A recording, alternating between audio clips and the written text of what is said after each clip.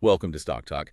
We're jumping straight into a pretty crucial piece of financial news today. That's right. We're looking at Fox Corporation's Q3 fiscal year 2025 financial analysis. It just came out May 12th, 2025. And the big headline, really, is this significant leap in revenue.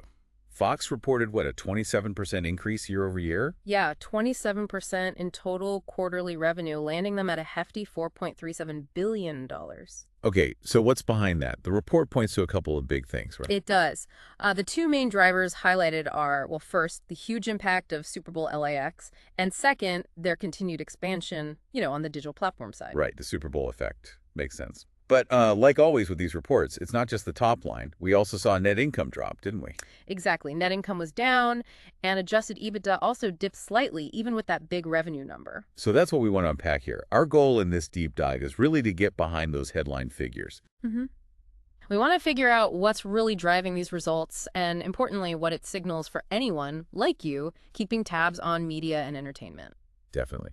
And hey, if you find this kind of focus breakdown valuable, please do hit subscribe, like the show, maybe share Stock Talk. It helps us out. Absolutely. Okay, so let's tackle that revenue jump first.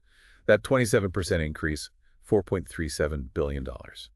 Where did most of that come from? Well, the biggest chunk by far was advertising revenue. That saw a remarkable 65% jump. Wow, 65%. That's got to be mostly the Super Bowl then. That's the primary driver, yes. The analysis links it directly to Super Bowl LIX. It's just a massive draw for ad spend in one quarter. Okay. But, it wasn't just the Super Bowl. The report also mentions continued digital growth and also stronger news ratings and better pricing contributing to that ad revenue figure. Right, so multiple factors feeding into that huge advertising number.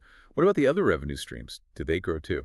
They did, though more modestly. Affiliate fee revenues were up 3% overall. Okay, that's the cable and TV station fees? Yeah, television segment fees were up 4%, cable network programming up 3%, so steady growth there. Still growing despite, cord-cutting pressures. Right.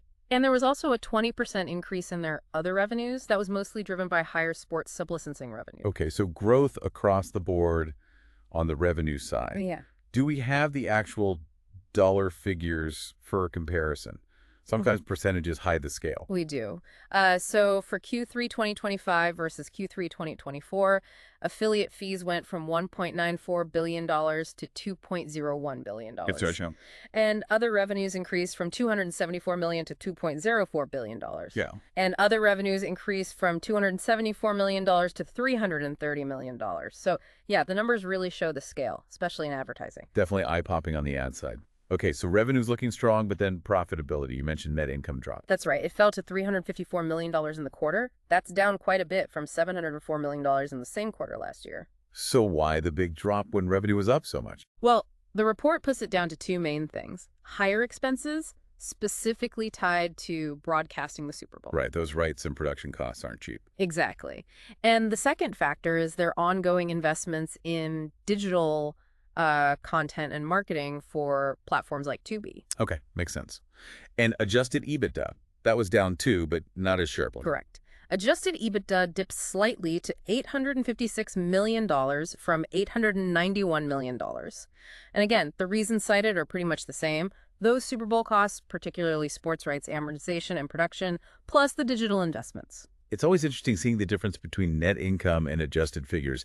How did adjusted earnings per share look? That was actually pretty stable, $1.10 per share compared to $1.09 the prior year. So the company's preferred metric shows more stability. Yeah, the idea behind adjusted figures is usually to strip out certain items, maybe one-offs like some of the Super Bowl impact or non-cash charges, to give what they feel is a sort of clearer view of the core operations. Got it. Okay, let's break it down by segment then.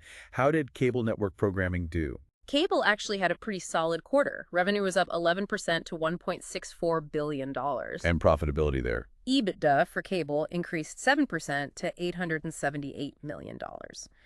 So growth on both top and bottom lines for that segment. What drove that cable growth? Similar themes.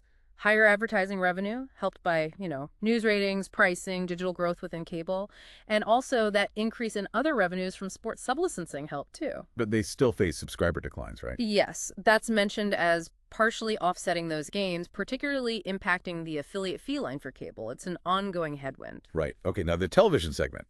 Revenue growth there was even bigger, wasn't it? Oh, yeah, huge jump. Television segment revenue is up 40% to $2.70 billion. And that's overwhelmingly the Super Bowl effect plus Tubi. Exactly. The report highlights a massive 77% surge in advertising revenue for television, driven primarily by the Super Bowl, and yes, continued growth at Tubi. Tubi really seems to be a consistent bright spot for them, these reports. It certainly appears that way, especially as they lean into that ad-supported streaming model.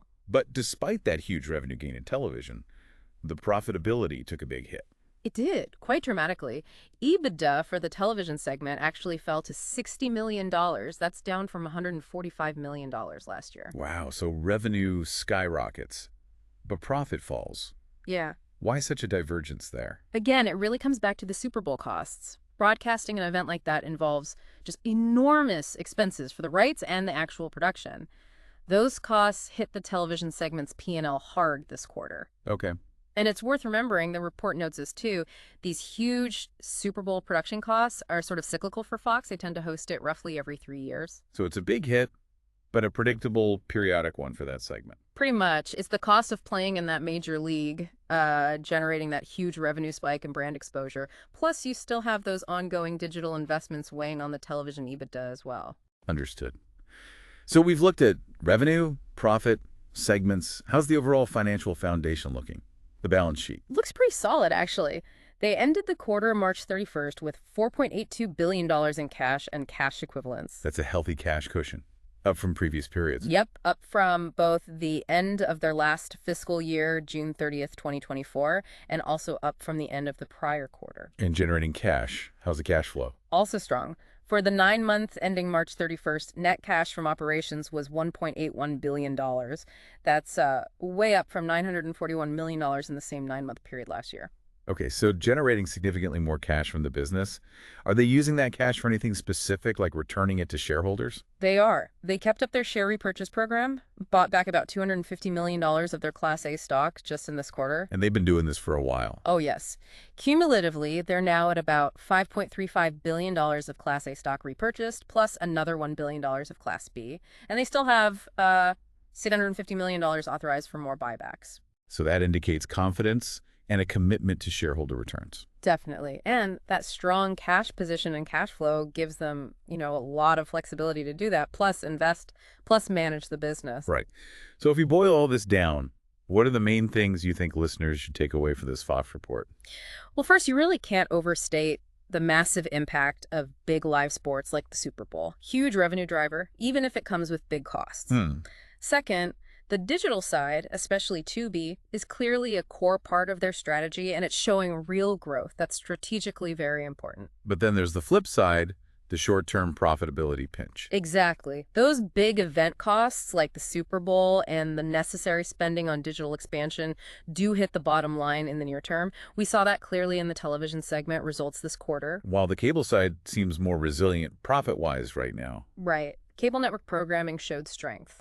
And don't forget the continued focus on buybacks, returning that capital to shareholders. That's a key part of the story, too. And the report itself flags some ongoing risks and opportunities, doesn't it? It does. The usual suspects. Opportunities like strong news ratings, the value of live sports, digital ad growth via Tubi, maybe potential and future affiliate deals, and just having that strong cash position. And the risks. Also familiar themes. The ongoing cord-cutting trend hitting subscribers, the intense competition and rising costs for sports rights, the big shift to streaming, potential regulatory stuff, and just general economic uncertainty that could hit advertising. So it's a picture of, well, significant growth driven by these big moments in digital shifts, but facing real cost pressures and industry challenges. That sums it up pretty well. It really underlines why you need to look at both the top line, that big revenue number, and what's happening underneath with costs and profitability by segment. So for you, our listeners, thinking about Fox or the media space generally, the key tension here is that big revenue growth, powered by events and digital, versus the costs hitting immediate profits. Right. A couple of things to maybe mull over. How sustainable is that kind of growth when you don't have a Super Bowl in the quarter? And looking longer term, how effectively can Fox manage these rising content costs and keep funding that digital expansion without sacrificing too much profit? Those are definitely the critical questions. It's about understanding the growth levers, but also the investments required to keep them working in, well, what's a really fast-changing media world? Well put. Okay, that wraps up our deep dive into Fox Corporation's Q3 fiscal 2025 results. We hope you found this breakdown useful. We do. And if you did, again, please consider subscribing, liking, and sharing Stock Talk. It really helps others find the show. Thanks for tuning in today.